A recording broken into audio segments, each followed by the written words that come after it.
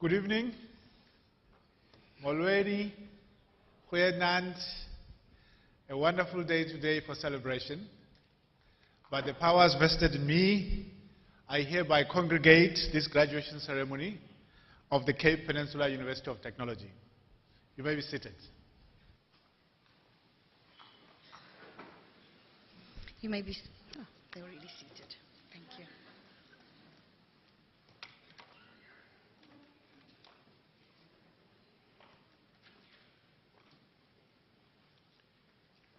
Before we start tonight's proceedings, may I please invite you to join us in a minute of silence for private prayer and meditation.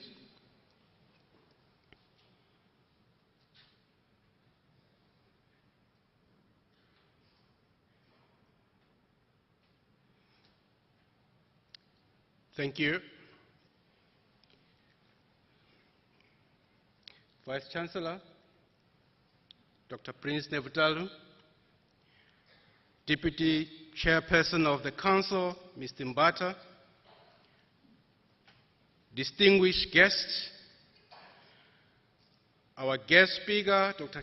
Terence Carter, members of staff, parents, friends, and most important of all, our graduates.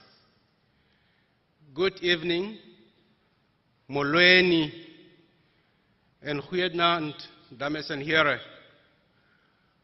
Welcome to this august occasion where we celebrate achievement of all graduates. This is a very special evening for all of you, representing the culmination of years of study, hard work, and sacrifice. Sacrifices not only on the part of you, the graduates, but also of parents, of partners, of sponsors, funders, and family members who provided financial and moral support throughout your period of study. So this ceremony represents a celebration of a collective effort of all who contributed to your achievement. This year we will be awarding 6,819 diplomas and degrees in 12 graduation ceremonies which are taking place on both our Cape Town and Bellville campuses. At these ceremonies, we will be awarding 73 master's degrees and 16 doctoral degrees. Today, we will be conferring qualifications on candidates in the Faculty of Health and Wellness Sciences. This faculty has established strong research strategic partnerships locally and abroad. One will think internationally of great institutions that we are partnering, such as the research-intensive institution like Karolinska Institute in Sweden.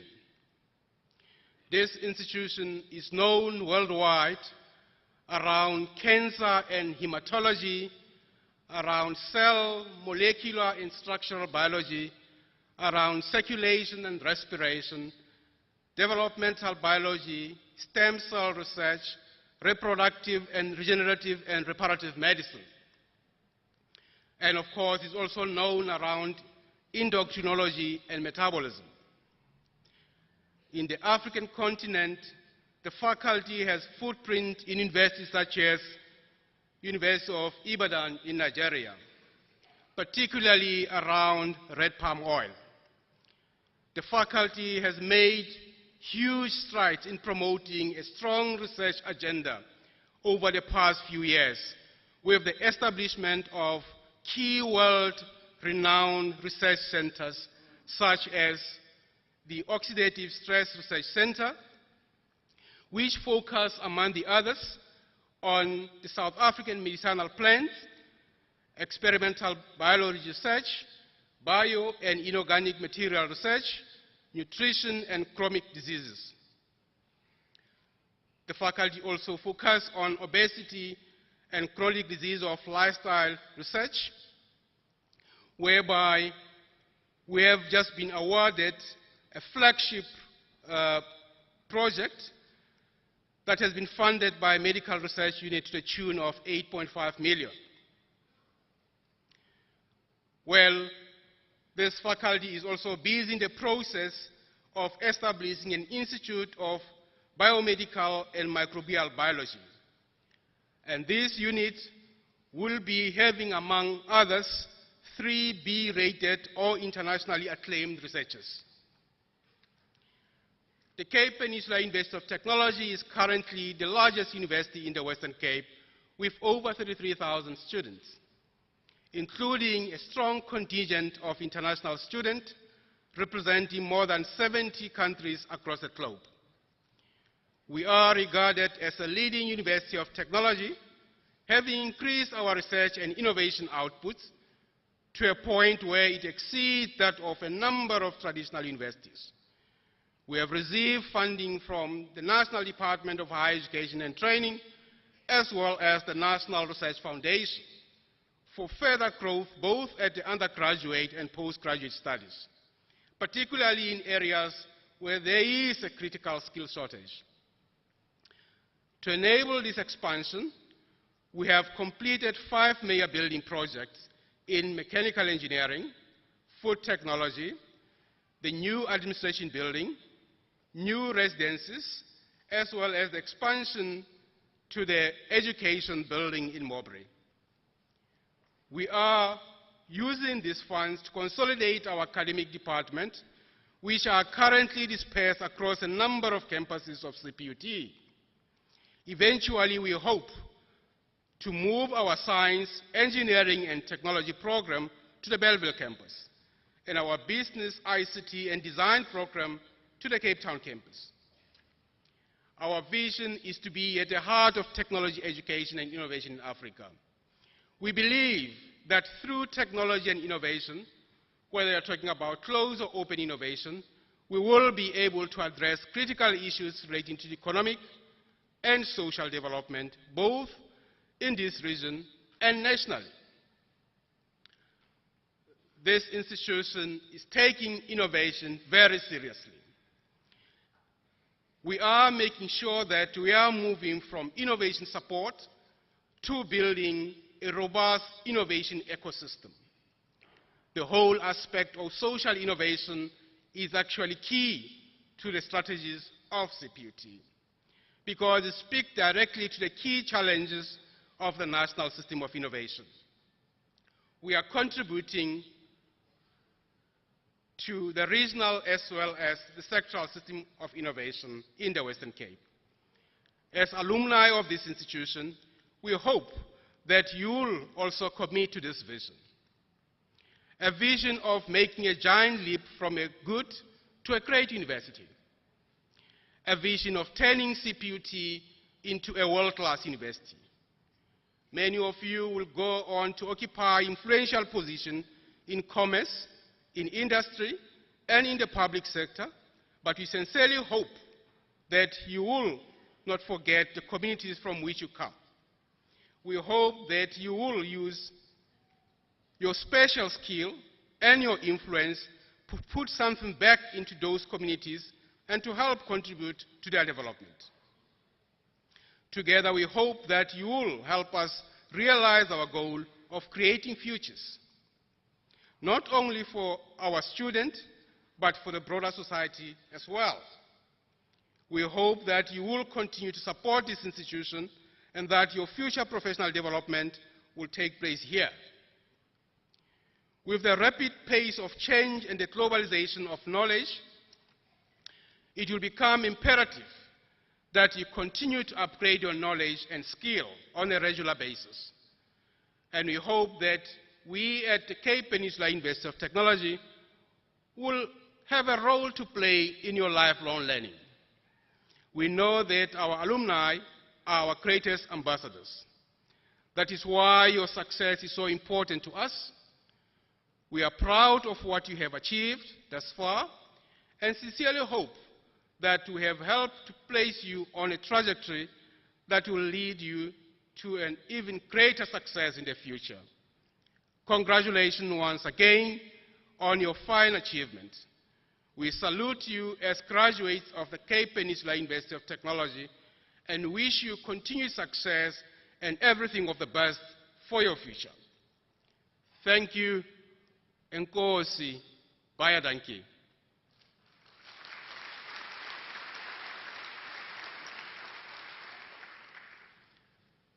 Vice Chancellor, it is now a great pleasure for me to introduce our guest speaker this evening, Dr. Terence Carter.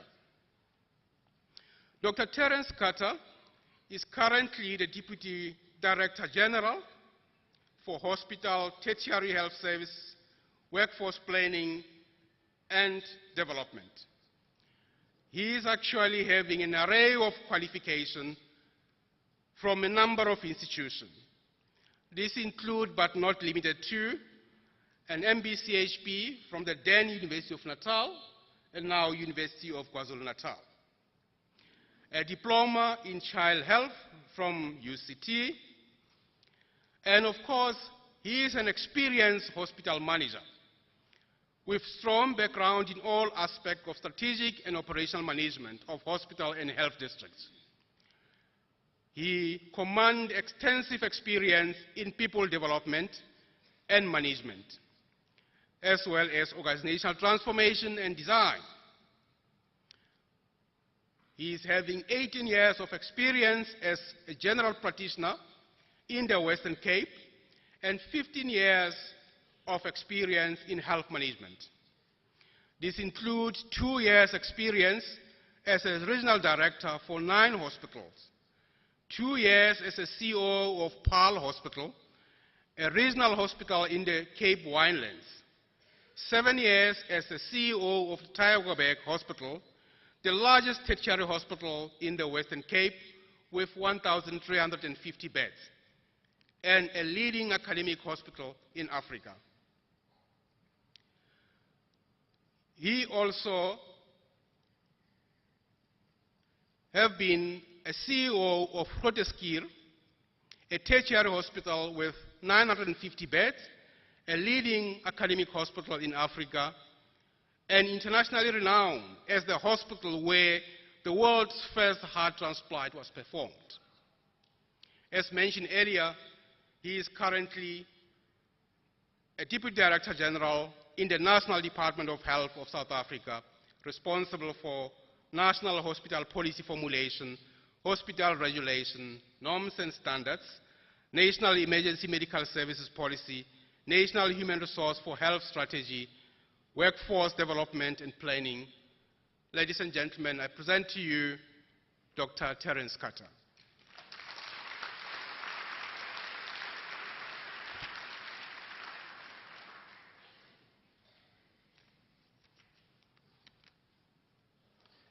Vice-Chancellor, Deputy Chair of Council, honored guests, ladies and gentlemen.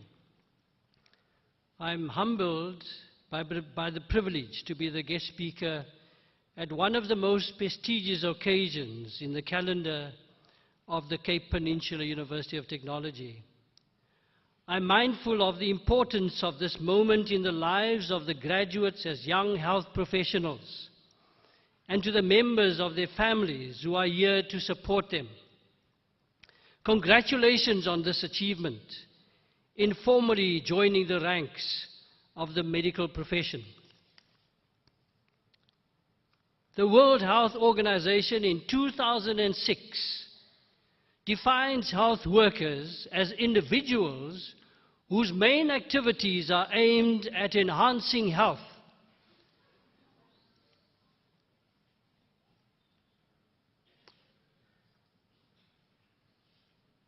I believe it is a unique privilege to serve humanity in this way.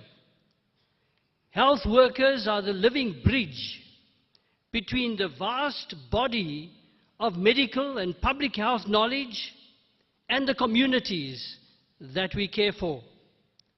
Access to skilled, empowered, and supported health workers has been the foundation of the improvement in child survival, maternal health, access to antiretrovirals, particularly in our country, and other health gains that have been achieved in recent years. Access to basic health care services was affirmed as a fundamental human right in the Alma Ata Declaration that was adopted in the former Kazakh Soviet Republic in 1978. This declaration states, "The conference strongly affirms that health, which is a state of complete physical, mental, and social well-being, is not merely the absence of disease or infirmity. It is a fundamental human right, and that the attainment of the highest level of health is most important in the world, worldwide, as a social good, whose realization requires the action of many other social and economic factors in addition to the health sector." This declaration further states that an acceptance level of health for all people of the world can be achieved by the year 2000 through fuller and better use of the world resources. Subsequently, the United Nations adopted the Millennium Development Goals. Sadly, while South Africa has made major progress in achieving the Millennium Development Goals, and more than 30 years after the Alma Ata Declaration was adopted in the Soviet Union in 1978, many people still do not have equitable access to even basic health services as envisaged at Alma Ata, particularly poorer communities. In addition, the Millennium Development Agenda is unfinished. We are now looking at the post-millennium, the post-MDG agenda. Globally, it is estimated that 1 billion to 3 billion people are without access to health services due to the shortage of health workers. As health professionals of this new era, it is you, the new graduates, the new entrants into the health environment, that will have the obligation of ensuring that the aims and objectives of the Alma Ata are fulfilled, that the objectives of the Millennium Development Goals are achieved, so that we can truly talk about health for all. The capacity to adequately address these many issues depend on the availability of access to competent and motivated health workers. It is important to build, retain, and deploy competent and skilled workforce in an increasing globalized environment. One of the things that I've tried to do in my career with young developing health professionals is, with the experience that I've had, to convey to you what I have experienced as the bag of tools as described by R.L. Sharp, with which you take forward and with which you craft your future. And this is what Errol Clark states in a poem. Isn't it strange how princes and kings and clowns that caper in sawdust rings and common people like you and me are builders for eternity? Each is given a list of rules, a shapeless mass, a bag of tools, and each must fashion, ere life is flown, a stumbling block or a stepping stone.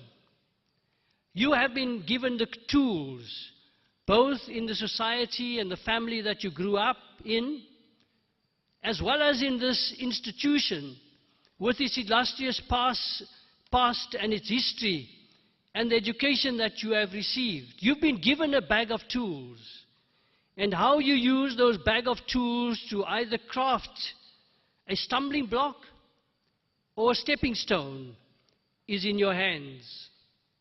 I'd like to share with you some thoughts to assist you to fashion stepping stones for a successful career.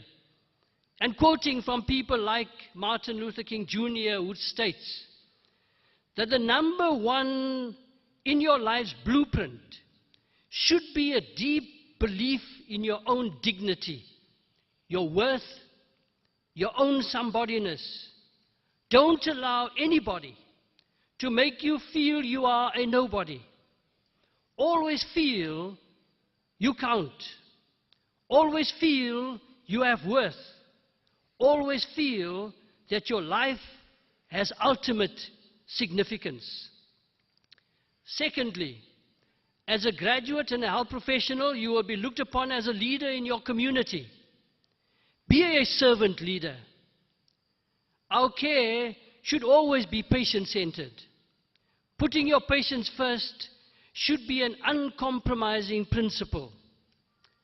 Thirdly, in your life blueprint, you must have the basic principle, the determination to achieve excellence in your various fields of endeavor. Strive to be the best in whatever you choose to do, says Ralph Waldo Emerson, the great essayist, in a lecture in 1871. If a man can write a better book, he said, or preach a better sermon, or make a better mousetrap than his neighbor, even if his house is in the woods, the world will make a beaten path to his door. Martin Luther King said further, and when you discover what you will be in your life, set out to do it as if God Almighty called you at this particular moment in history to do it.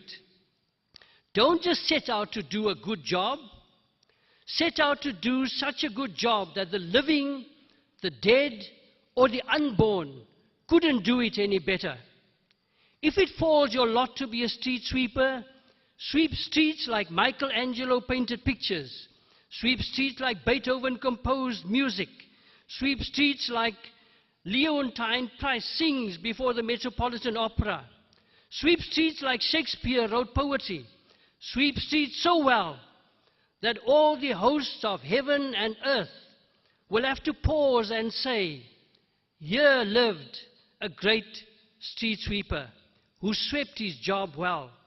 If you can't be a pine on the top of the hill, be a shrub in the valley, but be the best little shrub on this side of the hill. Be a bush if you can't be a tree. If you can't be a highway, just be a trail. If you can't be a sun, be a star. For it isn't by size that you win or fail. Be the best of whatever you are. Thank you.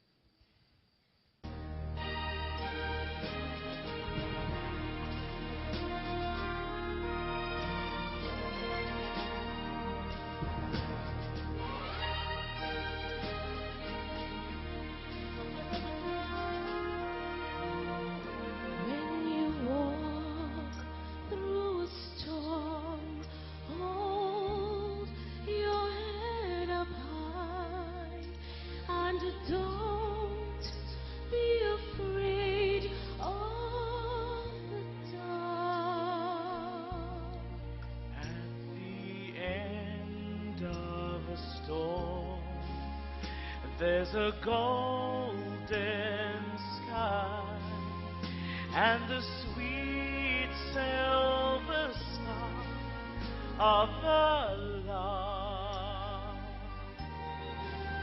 Walk on through the wind, walk on through the rain, through your dreams and blow.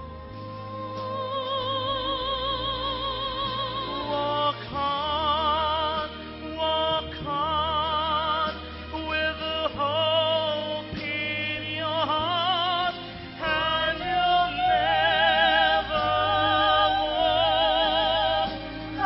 alone. You'll never walk alone.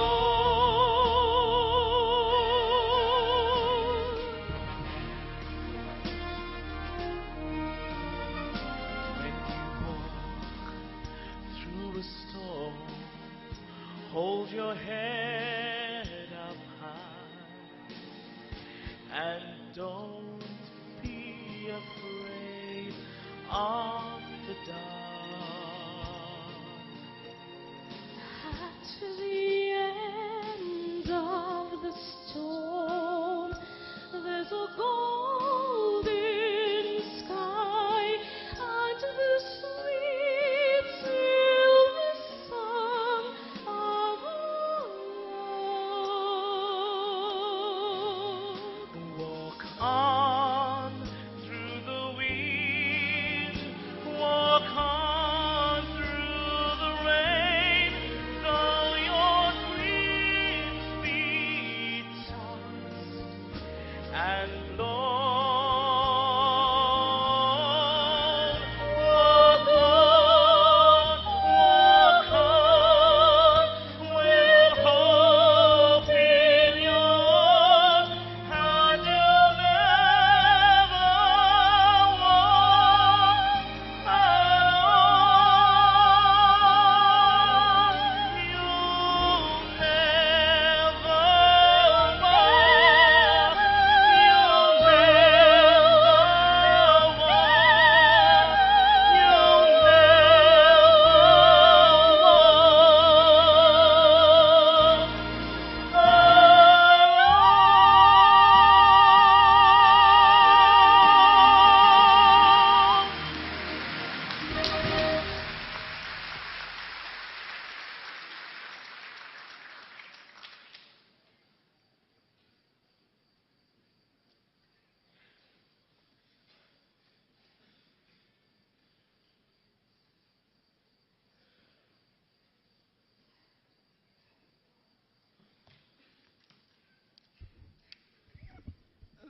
That rendition was especially for all the die-hard Liverpool fans.